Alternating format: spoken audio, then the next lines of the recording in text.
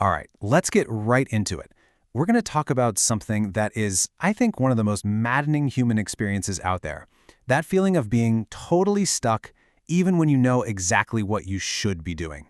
And this goes way beyond just, procrastinating. We're talking about a really powerful, invisible force that just holds you in place. Does that hit home for you? You've got the plan all laid out? You're actually motivated. The to-do list is sitting right there. You might even be at your computer, hands on the keyboard, ready to go. And then just nothing.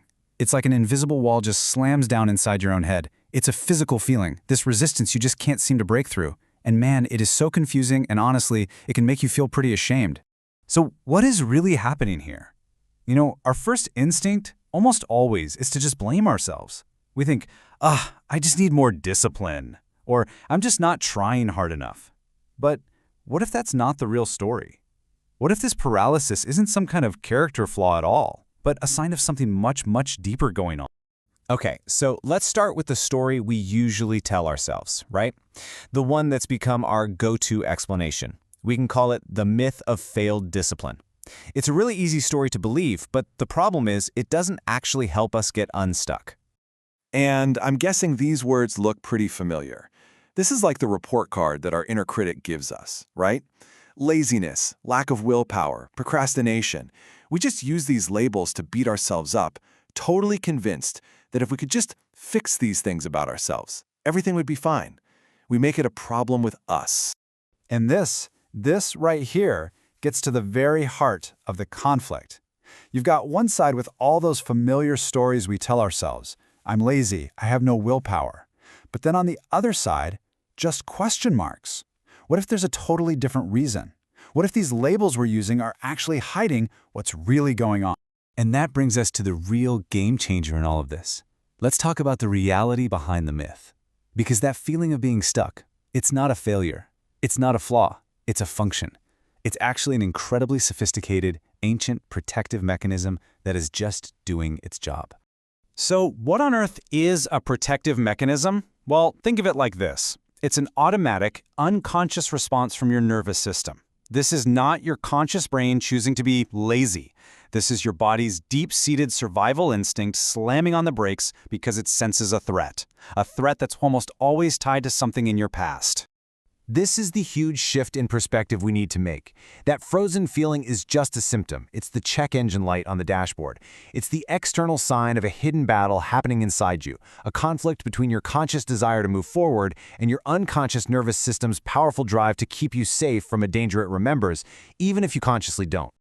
So here it is, this is the big reveal. This is how we fill in those question marks. What we've been calling laziness or a lack of willpower or procrastination is actually, at its very root, your nervous system trying to protect you. It completely reframes the whole problem, doesn't it? It means you're not broken. It just means your internal security system is a little overactive.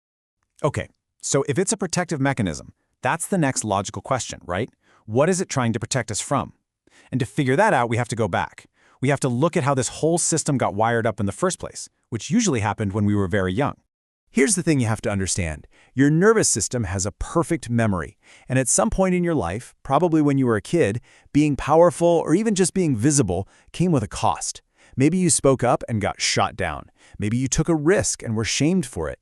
Maybe you were just ignored. Whatever it was, your body remembers that feeling of pain. So let's just walk through how this programming gets installed. It's pretty simple, really. Step 1.